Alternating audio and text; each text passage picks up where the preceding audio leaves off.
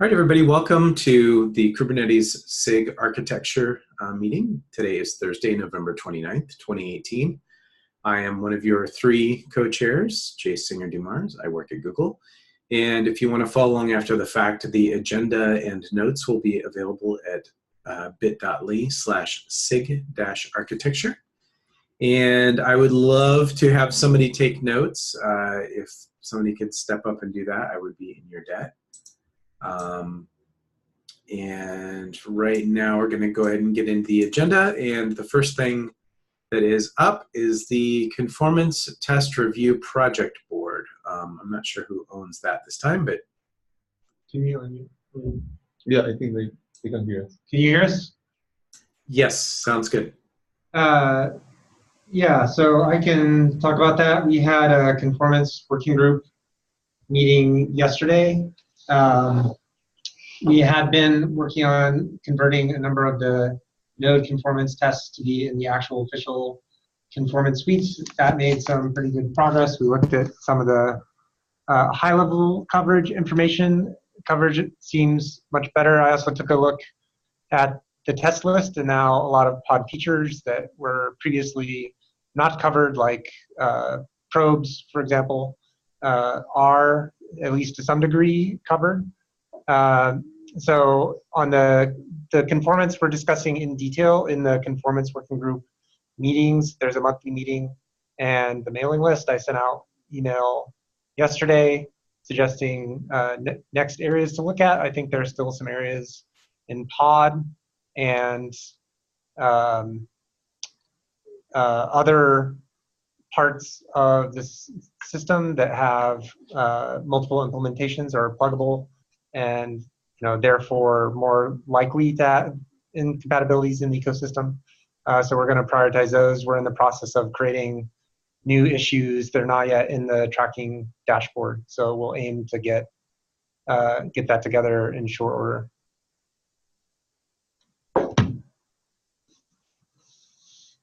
All right. Any questions on that from anybody? Don't forget also that there's the project tracking board there and the architecture tracking repo. Patrick asked, where's the change list? The change list for what? You want to unmute, Patrick? Yeah, so you said that there were several tests added. Where is that specific list? Because I was looking at the tracking board and I see some PRs, but I don't see anything that says promote tests to conformance. Oh, and the ones that have already, what I was just describing is work that happened over the past quarter.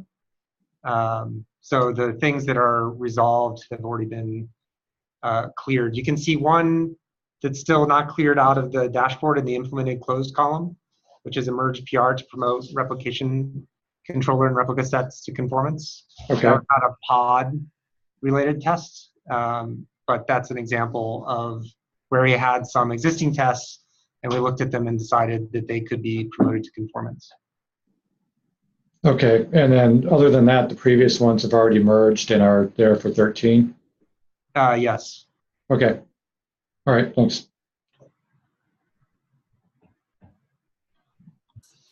Yeah, Okay. I can post a link to the test list to the chat momentarily. Yeah, and if we can put it in the agenda as well, that would be great. Yeah, that's the link. You're right, Jordan did that. The next thing up is the no dark code policy. Brian, you want to hit that? Yeah, and this, I'm glad Patrick came in. This became clear during the Windows discussion that we need to have a clear policy about this. For basically, since the first year of the project-ish, like the last 3 years at least, we've been gradually working towards getting all of the code in upstream to be tested with continuous tests that have results reported to the public. Mm-hmm. So we did things like we moved the contrib directory out of the Kubernetes repo into a separate repo. We moved. We've been working on more recently on moving the cloud providers out of tree basically things that cannot be tested, like we have a bunch of volume sources and cloud providers and things which are not tested. We would like to have federated reported test results, but if it cannot be tested in the upstream tests, we're working on getting that stuff out of tree and improving test coverage overall. So I'd actually like to make an official policy of no dark code, that all code that gets added to upstream Kubernetes needs to have publicly reported test results. Like having code or we have no way that we can test it, it ends up being a liability to the project. We make changes, we try to announce them. Maintainers of that code don't always respond. We have no idea if we're breaking them or not. And as the number of the cross product of combinations of things grow, that becomes a real severe vulnerability to release quality, where people can come back much later and say, well, actually, this change broke something. So, I didn't want to have a really long discussion. It doesn't seem super controversial to say the code that gets checked in should have tests, and those tests should get run and reported somehow. But that's something I'm going to mention at the contributor summit as well, and try to work with SIG testing and SIG release to implement that policy. Okay. Yeah, I mean, so since you had sort of directed some of that to me, we don't have any dark code. The only thing that we have is because things were not getting merged quick enough into the kube repo, some of the code that was needed to test Windows was in a separate GitHub repo. I've got a request to move it. That's there in the chat window there. So the faster you can act that, the faster that code will move under the Kubernetes org where it belongs. And other than that, the tests that we're going to be running for what will become the Conformance suite after the discussion in the Conformance working group, we're going to have that on test grid. We've got a test grid category today.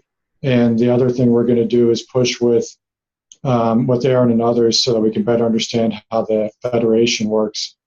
Because for things that may not be tested upstream, like let's say we're going to do additional changes to things like the Azure cluster setup code, we may want to federate those results rather than running those upstream. And so that would be something that would supplement the upstream tests that are there today. So I mean, I have no problems with this, but I do have a problem with getting timely reviews on some of the test changes that we have proposed. And so I think the way forward on that is that we will fork tests and mark them SIG Windows first to get them merged immediately. And then if we've got a case where we want to change in a conformance test, I think that we will probably need to do that as a separate PR and discussion. So if you're okay with a forked test going in ahead of an official test change, and you will approve those without blocking them, then I'm okay with that. But if we're in a situation where our test PRs are going to get blocked, I don't see how we could adhere to a no dark code policy. Yeah, so I guess two things. One is, I definitely don't want it to be a Windows only policy, which is why I'm talking about enforcing the policy more generally. Yeah. We'll really have severe code coverage problems across the project. On the forking, just to clarify what you mean basically copy pasting the tests and have a Windows specific version that's tagged Windows? Yes. Yeah, I'm totally good with that. Yeah. And so that way, if there's still a discussion around, well, what was the intent of this test? Is it testing a Linux only functionality? Then what I would do is just omit that test and point and say, here's SIG Windows version of it. Review the code. If you don't agree with it, then let's discuss, but let's at least get that test case running first. Yeah, I totally agree with that position. If you get pushback on that, ping me by email. Okay. GitHub notifications are challenging. Okay. I think we may need to do some owners file updates later, but we could take those as they come just to make sure that things can get approved within the SIG rather than getting stuck on someone's plate outside of the SIG. Okay. Yeah. Are you going to come to the contributor summit, by the way? Yeah, I'll be there. QCon? Yep. You may want to have some kind of BOF or something because we are going to need to get more awareness across many different SIGs about what needs to be done in order to move this forward. Okay. Right. So are you taking that follow-up or was that a follow-up for me? that is a follow-up for you. Reach out to George in Paris. Okay. So Aaron had his hand up, and is that you as well, Doug? It looks like so. Yes. Okay, so Aaron, then Doug. Sure. So with respect to the policy in general, I just want to make sure that this complements and does not conflict with the policy the release team is trying to set forth, where we want to make sure that tests that block release are stood up using publicly available open source code. There's something that the community as a whole can reproduce. We don't necessarily have to see the code that's running it out in the open. I guess I'm trying to say, like, that for certain cloud providers like vSphere, for example, I don't have a vSphere accessible to me right now, so I can't go reproduce their results. In theory, if I did have a vSphere, possibly, but there could be some functionality of the vSphere cloud provider, for example, that's only reproducible inside of a lab that is configured in a certain way. And so long as the results from those tests are publicly available and there is a team or person owning that job such that they're responsive if it fails, I'm okay with that being considered not dark code. Does that line up with your expectation? Yes. Okay. That's all I had. Doug? Yeah, just a quick question for Patrick. Are you going to be able to come to the brainstorming session for SIG Conformance at KubeCon? Muted. Yeah, I'll be there. I think that was on Thursday. I'll have to double check, but yeah, I think so. I'll double check.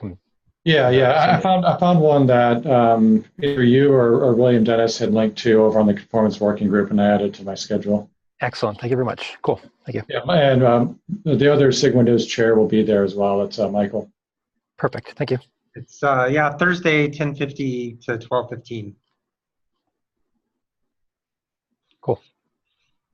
That's it for me. Thank you. Dims?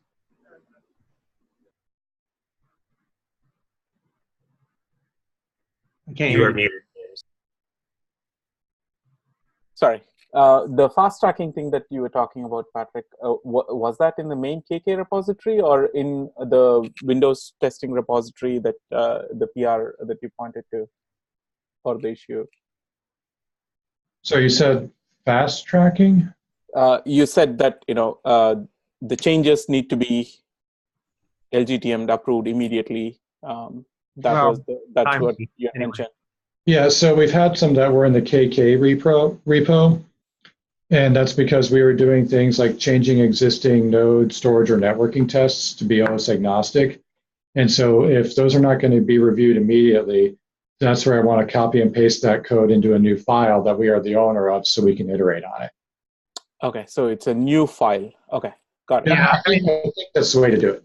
Yeah, I agree that that's a reasonable way to do it, especially for conformance tests where we want to be really careful about making changes to those. And the one that I looked at and punted to SIG Network, it didn't seem like the changes made sense. So that's where it needed more investigation, and I didn't have time to get back to that to see if that got resolved. But if making a copy of that test unblocked some amount of Windows testing, that seemed like a good starting point. Then we could look more closely at the differences later. Yeah, I'm okay with that in general, but then, if we start doing this for one SIG, what's to stop from other SIGs asking for similar things? Let's saying, okay, we just need to merge stuff. I think there's two goals, right? One goal is no dark code, and the other goal is unified conformance. And I think we're just trying to solve both problems. Mm-hmm. I don't think we're arguing that this is the steady state, but we're trying to get to a world of no dark code so we don't regress, we don't have liabilities, as Brian suggested. Yeah, in general, we all have the same problem of review bandwidth. And no. So this is a particular issue, Dims, where there are subtle changes being made to existing conformance tests. And because of the complications of getting people who understand both the Linux side and the Windows side understand the changes. It's just more complex than the typical tests where you could have, potentially a single domain expert go review it and say, yeah, this is a good change. It makes sense. Okay, thank you. And I think also it's because they're cross-cutting, it needs reviewers who are not necessarily paying attention, and that makes the reviews harder to get to. Yeah, and there's just so much GitHub noise that really we need to escalate this out, and it needs some amount of project management to move it forward, like more what we're doing, we were doing with some of the other pod tests to move them into conformance, right? You actually need to identify what set of tests you need. You need to have someone driving it and poking people, and we're somewhat lacking on that for this right now. Well, the only other thing I could think of was a Slack channel dedicated to do the work that like this, where we are trying to chase A people. Slack channel requires constant attention, and Right. I don't see that happening. Okay, thank you.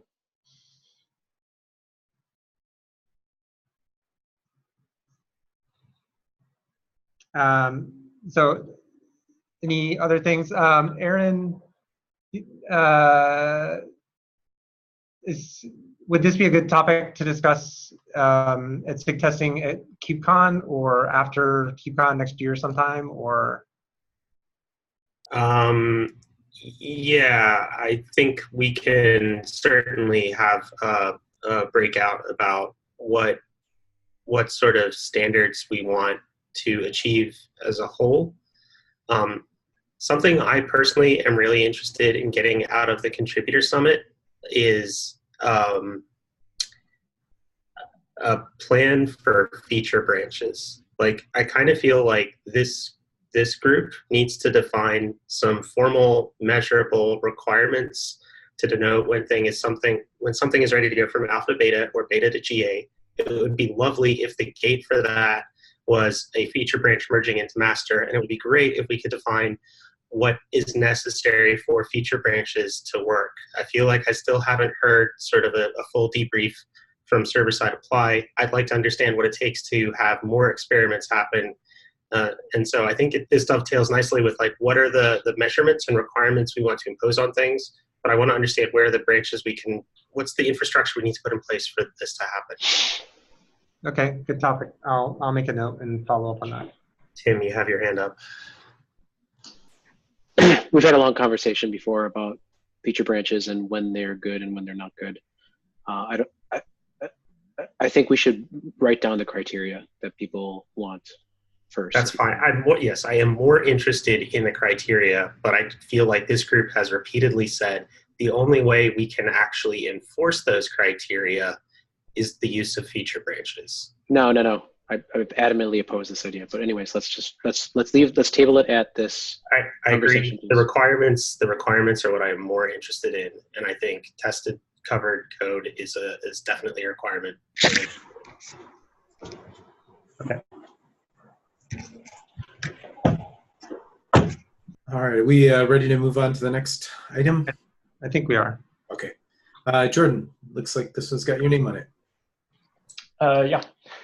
So after pointing people for 3 years to one paragraph in a design proposal inside 6 levels of folder nesting in a basement behind a door with a sign that says beware of Jaguar, whenever they asked what version SKU is supported between kubelet and kube control and API server, I got fed up. So I opened a document update for the website that tries to lay out all of the components that we ship in a Kubernetes release from the main repo and what SKU is supported between them, trying to fold in what we have said and done what we have said and done over the past several years, either as best practices or what we actually test. Basically, if someone is going to set up a cluster, what are the bounds they have to stay inside? And so I have about 1 million people tagged on that, just to make sure people know that's happening, and if they have opinions, they get to weigh in. And I had a few goals. Some are immediate and some are follow-ups. I expect this to be the start of a conversation. So my immediate goals are to let users know what kinds of clusters they should set up if they expect things to work, and how to go about upgrading those clusters. My second goal is to make it clear for developers and people reviewing proposed changes what is accepted, what kinds of changes are accepted, and what we as a project are saying we support.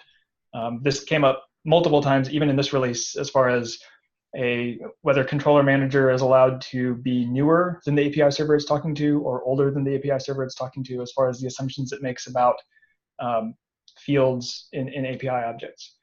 So this is important to nail down so that we know what we need to account for. So those are my immediate goals, and this is more recognizing current state. What is the world as it exists today? As we have been discussing the changes that are proposed in this doc, questions about test gaps have come up.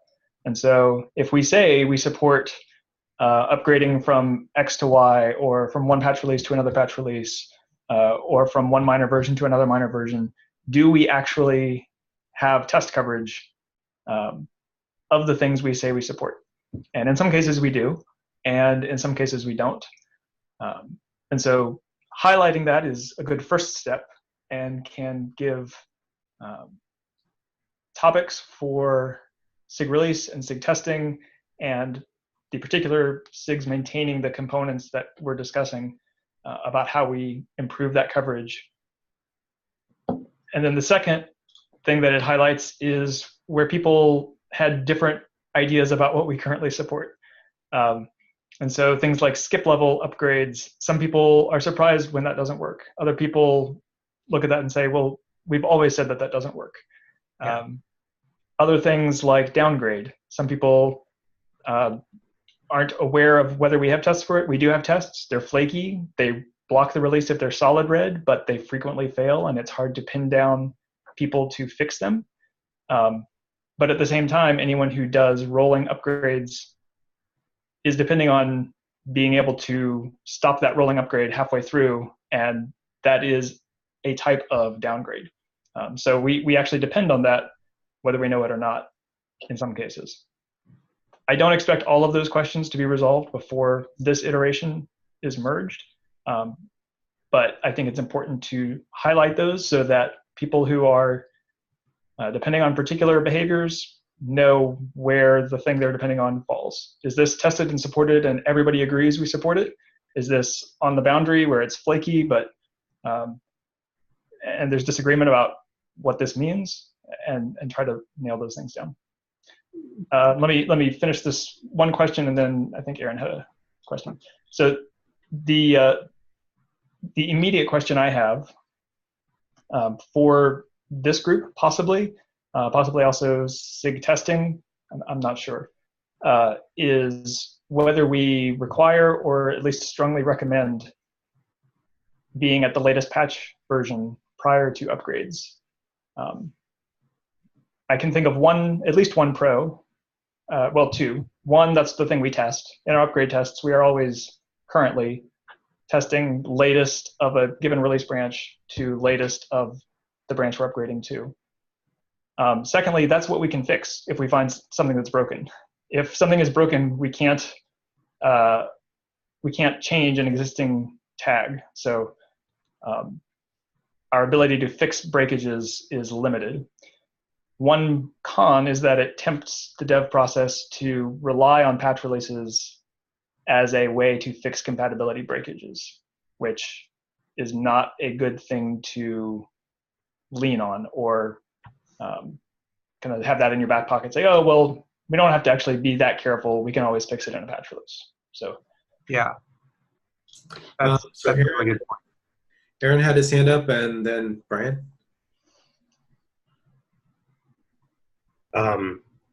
First off, I just want to thank you for putting in the time on this. That was a really thorough document. It's quite well written, covers a lot of cases, does highlight a lot of things. So you are free to tell me this is out of scope. The one thing I didn't see any mention of in that document is any dependencies on versions of third-party components. I think specifically of etcd and whatever specific version of a specific container engine we depend upon. So one example I gave in the PR was like, if we release Kubernetes version 1.n and we say we support, let's say, Docker version 3, whatever. How many versions do we say at Kubernetes version 1.n plus 2, do we say we still support Docker version 3? Or do we drop support for that at some point? Same thing for etcd. It wasn't, I understand we don't want to take responsibility for how people upgrade third-party components, which aren't necessarily bundled up with Kubernetes, but at the moment, etcd is, and so it's not, we recommend particular container runtime versions. It's unclear to me whether we've ever said we support multiple container runtime versions. And there could be other versions here. You know, it starts to scatter out once you think of all the particular things we could plug in. But I'm not sure what we want to say about that. So my perspective is that breaks down into two areas. One is components that we use directly, like etcd. And at the very least, we should document versions we know are the minimum required. So there, I think 3.1.10, I believe, it was either 3.0.10 or 3.1.10, introduced a feature that we rely on to be correct. And if you use, don't hold me to that version, but if there are versions we know we don't work below, that should be readily available. That information. I would expect us to also document the versions that we test with. Beyond that, I don't know what support we claim. Yeah, that should be in the release notes rather than here, I believe. Okay, that's fine. So third-party dependencies and managing the life cycles or upgrades of those is left as an exercise to the reader. So etcd we use directly. Components that we interact with via an API, like container runtimes, I would expect us more to say what versions of the container runtime API we support. And we can call out particular container runtimes we test with. I would like to see that be the kind of thing that additional container runtimes could contribute test results for, so that it wouldn't just be, well, we run with Docker or Cryo or these two, and these are like the official, quote unquote, official ones. That seems like an opportunity for the container runtime projects to submit test results for their container runtime versions against a particular Kubernetes version. Okay. So it doesn't sound like this is documented, but it sounds like the consensus is Kubernetes has no version skew policy for its third-party dependencies. We assume that a given release of Kubernetes is going to work with the specific versions of third-party dependencies we call out, and anything beyond that, who knows? I think we need to make sure that the way we interact with those always overlaps by at least one version. So just like we wouldn't drop support for an API with 0 releases notice, we would always need to at least bridge n releases of the container runtime API. And I think that falls under our deprecation policy for how stable an API is and how long of a lead time we have to give before we drop support.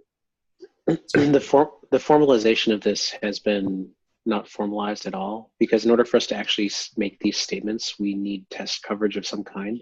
We've been doing it informally in SIG cluster lifecycle and relying upon the community, to be honest, to get most of the signal that we need for any given release. But it's not been formalized. So before we can actually make those sets of statements, I would say that we need to actually have signal to verify some of these things. So I agree with that. What I'm trying to get to is us documenting our aspirational stake in the ground, recognizing that there's a delta between reality and where we want to get. So it sounds like Kubernetes version 1.n must also support the versions of third-party dependencies that Kubernetes version n-1 depended upon. Ryan, did you still have something? I did. I was waiting for Aaron to finish. Okay. And so on this point, I think it's different. It depends on different providers upgrade components in different ways. So for example, if you replace a kubelet with a new node that has a new kubelet version and a new container runtime version, then no skew between kubelet and the runtime version is necessary. And that is a relatively common thing to do, is to upgrade both the container runtime and the kubelet.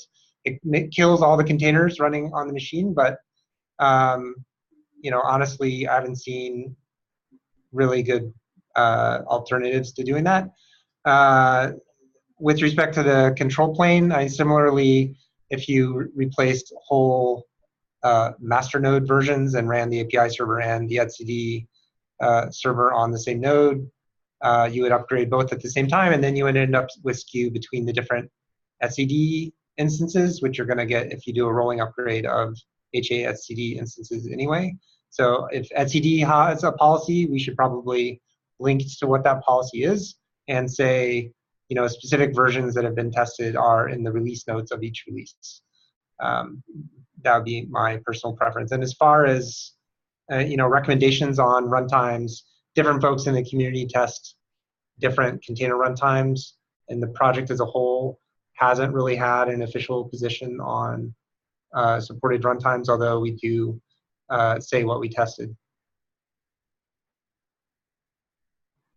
So I actually had another point, which is what I was raising my hand about, which hopefully is quick. At a question, I just actually posted my review comments, which I hadn't posted before the meeting, I realized. The point about skew between controllers and the API server was good. Jordan, did you mean to imply that all the API servers should be upgraded before any controllers are? That was what I had originally. There are two primary topologies that people deploy HA clusters. One is where controllers, schedulers speak to a local API server, which is then balanced among multiple API servers. And so they only speak to the local API server. Another topology is where controllers and schedulers speak to a load balancer and can be routed to any API server. And so depending on which topology you're running, some upgrades upgrade one master machine at a time. And at that point, that API server and that controller manager and that scheduler are on the N+1 version. And so I'm trying to, part of this is a question, is that acceptable? Does that, I know we do that. Scary, you don't test it.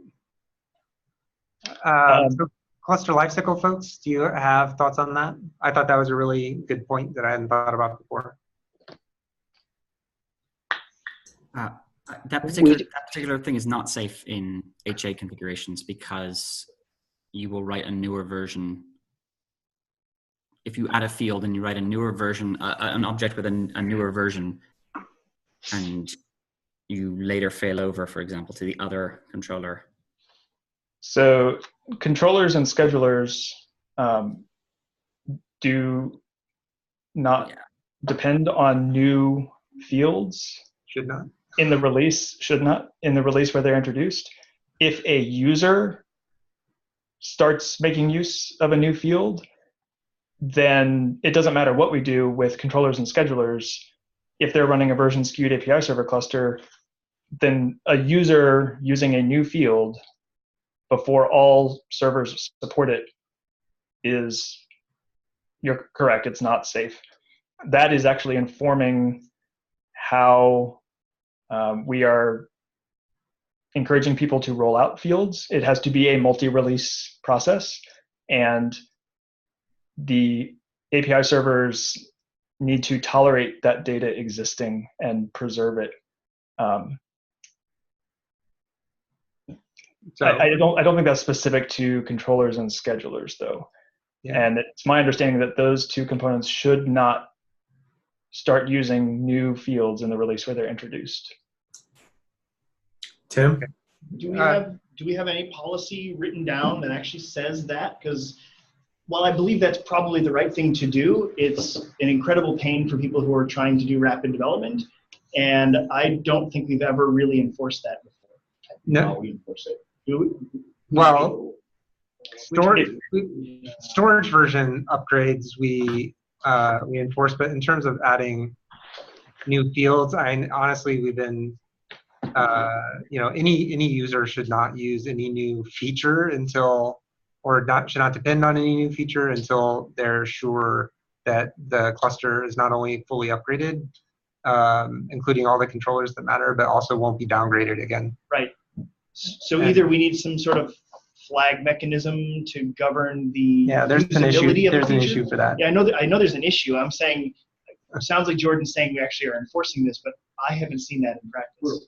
I've mostly seen PRs get denied if you attempt to both add a field into a release that's not alpha gated and then use it inside of a controller. Like I haven't seen that slip through and break anything in any recent releases. Even if a field is alpha gated and then it changes and moves to beta in the next release, that's the problem. Rolling back to API server. Yeah, rolling back. I'm not saying the rollback thing hasn't been solved, but that's a slightly different problem than I'm adding a field, I'm enabling it, and then I'm making use of it in code.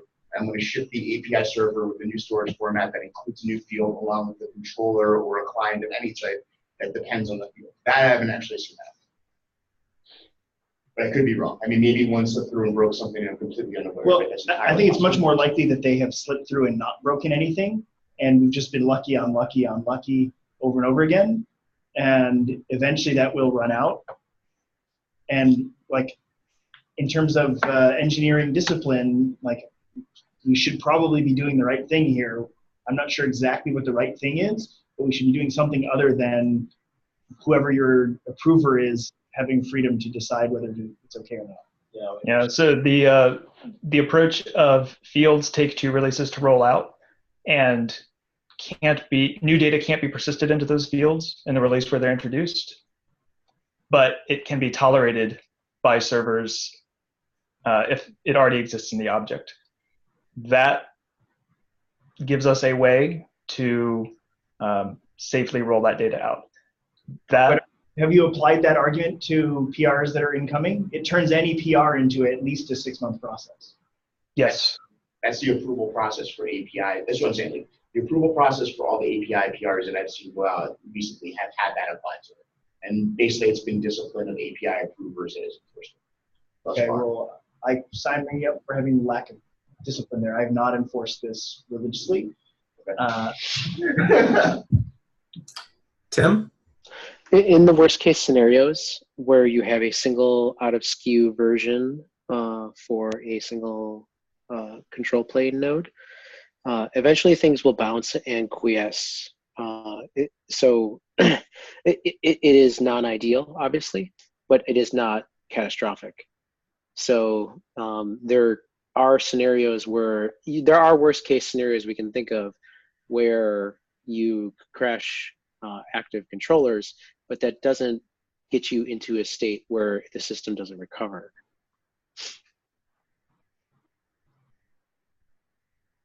So just quickly on the topic of what does the cluster lifecycle do? So I think we do mostly in our projects upgrade all API servers first, or talk to the local API server, so we know that it's of a higher version than the controllers.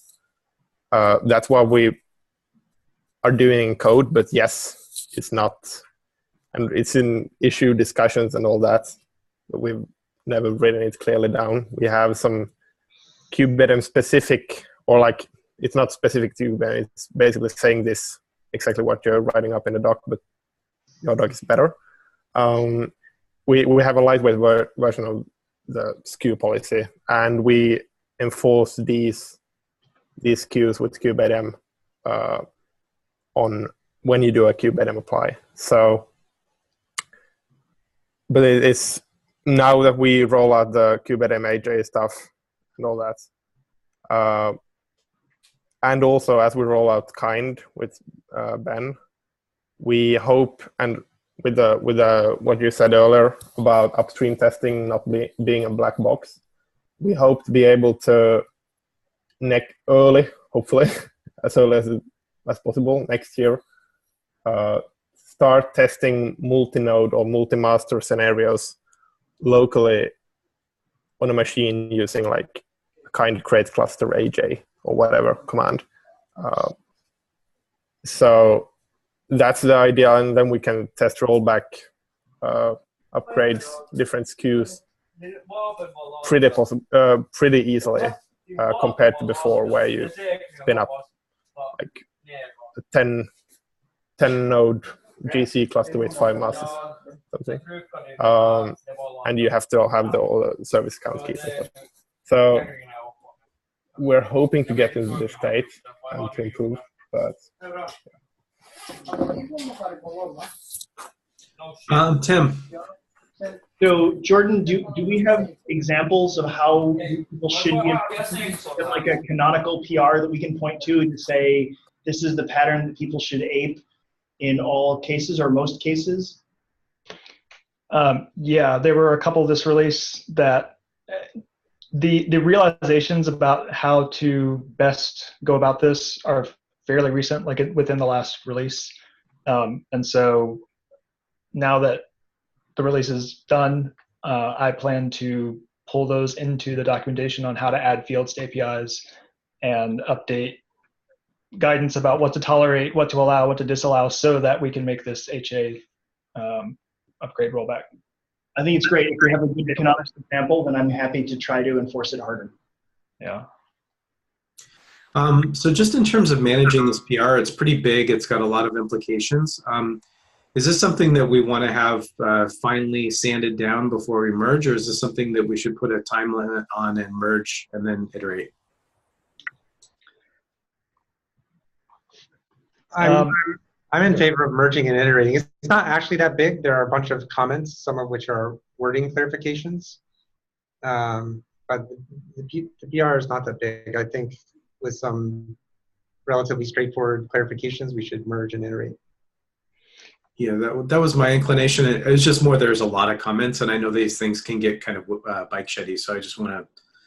I feel like Jordan's summary description had a good list of all of the open questions. I'm not sure if you've been updating that with the reviews that have come in, but generally the way I would represent follow-on work is to merge this and tie back to a linked issue that has the list of open questions, so we know what we have yet to resolve. Yeah, I mostly want to make sure that this document gives only good information to users, but I don't want, once this is merged, I don't want the absence of a statement in this to kind of say it's open season for, like, you're allowed to do anything development process wise that doesn't strictly violate something in this doc. So if we keep in mind the two audiences we have, this is for users, and it's to guide our own test and development and review processes. Having that set of open questions is good. So I would like to merge and iterate. I would like to have the set of open questions so that when questions come up, is this thing allowed in a code review or an API review? If it violates the document, then it's clearly not allowed. If it falls under one of the open questions, then it needs to inform that open question discussion. I feel like if you could go back and watch this video and transcribe that as a paragraph on top with a link to it made sense in my mind. Merge and iterate, no, I think have the open questions like that to inform ongoing development. Yep, that sounds great. Okay, so why don't we shoot for this being ready to merge by a week from today? So we'll give it a week for people to comment, resolve, and then open up the issue to track the open items. And then we can hopefully get it merged and iterate. Lucas, do you want to take the final agenda item? We have about 10 minutes, which is what we have allocated. Cool. Yeah, so the component config in general thing has been ongoing for like years and without clear structure.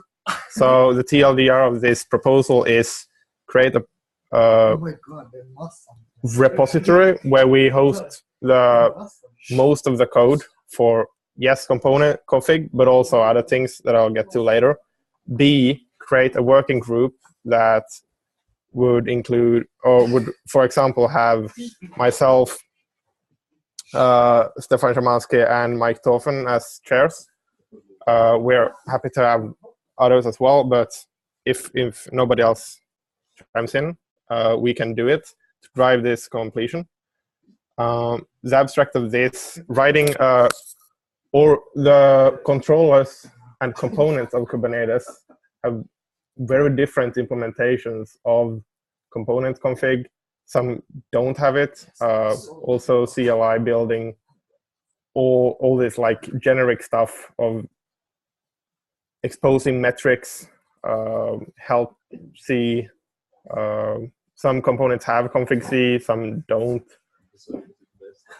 Profiling, all this code. And also we, as Tim said in the comments, we have these large util packages, or like folders of util packages that tends to aggregate a lot of like unstructured code. So with this, we also hope to move out some of that unstructured code to a formalized KSRI component repo. This component repo, the requirement for code to move here is that it's used by the core Kubernetes components.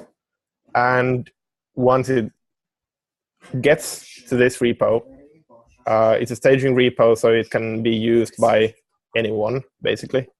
We, in the vendoring, concept, we often consider Kubernetes core repo to be private, because if you vendor that, you're getting a lot of things which you don't want.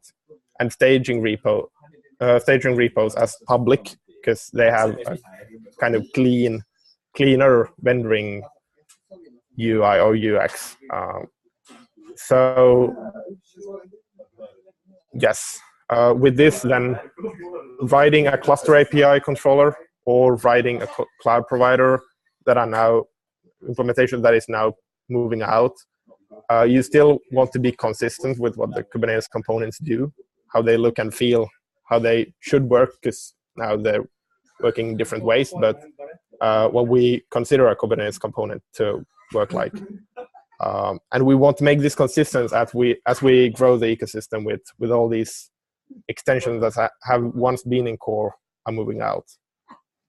So then this can be used by those, but it's not, it's been on a topic earlier, it's not this generic cloud native framework, or it's not this like whatever building framework that is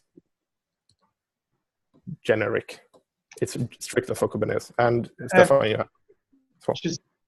Before the question starts, one thing to add, we have most of the code already. It's just spread everywhere. And there's a tendency in the last months that we move a lot of stuff into the API server repository where it just does not belong. So everything around HTTPS surfing, around logs, everything goes into the API server repository because we don't have a better place. And this component repository is a solution for that, to move the code we have there. Yeah, so if I could just try and summarize, because we just talked about a lot of things quickly. I think the impetus for this is that though there are many common philosophies across components, or especially core Kubernetes components, like component config as an aspirational goal, and many others, like healthy endpoints, for example. The implementations of those ideas are not particularly consistent across components, and the code is not is either not in a common place or not in appropriate places. And so I think we'd like to form a working group to figure out how to handle this, and I'm happy to help with that. Can I ask 2 questions now? So 2 questions. One is, you mentioned that it was staging, Lucas, so is this code going to live in Kubernetes still and be mirrored out the way? it will depend on client Go and API and so on. So it must live in KK for the moment. So the goal is to have staging repository. Okay, and the second question is, I saw you mentioned CLI, and I see kubeadmin in the list of components, but I don't think of kubeadmin as a component. It's a CLI, not a server binary. So like with this also, so it would host three major things. It would host the component config stuff. Like I have a set of bytes in this file. I want to marshal to my struct, which is internal. So that is one. The other part is like building a CLI, like with all the flag sets now that we've. So for example, in the kubelet, we have that flags override the config you read from the file, which is making flags kind of an overlay. We're not saying in this proposal we want this, but in some cases we need it for some components. So at least making that possible to do in an easier way than what's possible now. Kubelet has written a lot of custom code. Making this flag override config thing formalized is also a thing would like to do. Or It's still optional in the future, or if there's better ways to do it. I think there are many versions around that. Yes. So that's up to be discussed. But the initial thing is code moving, and the third thing is like an HTTPS server for those components who need that. So for kubeadm, we have written custom code for both the component config part and the CLI part, and we have the same custom code in the kubelet, and we have the same custom code in many other places. So just formalizing that, and kubeadm would be a consumer of two of these three. Okay, so this is going to be like a component framework or a component library or both? I also saw a mention of a sample component. Yeah, so I wouldn't say it's a framework, because it's mostly about structuring the packages we have in a way that makes sense. So, and the criteria for getting there is like it has to be used by the core components. But yes, I would say phrase it more like a toolbox. I think the distinction between framework and toolbox is subtle, but I think it's fair. And so I would just stick to referring to this as a toolbox or toolkit, not as a framework. Yeah, so whatever it is, I just would ask that we make the repo name reflect that. Like component is way too generic as a name. It's a component something. It's a component library. It's a component toolbox. It's a component framework. So I had raised that issue and pointed out specifically that Docker successfully, I would say, named their repos lib something when they were intended to not be binaries but be libraries. And we've never followed that pattern, but we could. Yeah. So we still have like API server that is not following that pattern. We don't have lib API machinery either. And I would say all of those are very confusing. It took me a long time to figure out that API server was neither the Cube API server nor a sample API server. I love this idea. I think it's great. I think we should do it. I totally agree with Tim Hawken. Yeah, so I don't care if it's lib something or something lib or whatever, but we should pick one because component is just like about as generic and confusing as you could get.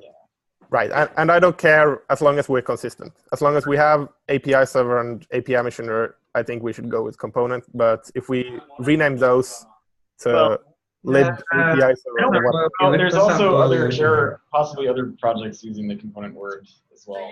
Yeah, I don't think we need to retroactively go and rename everything. It would be great, and if you want to take that on, I'm happy to have somebody explore how to do that. But know that those names are not reusable once we rename away from them because they have to be through GitHub's mechanism. So you can't rename API server to lib API server and then sample API server to API server. That won't work. So I'd be fine here with lib component or component-lib or component-toolkit or something.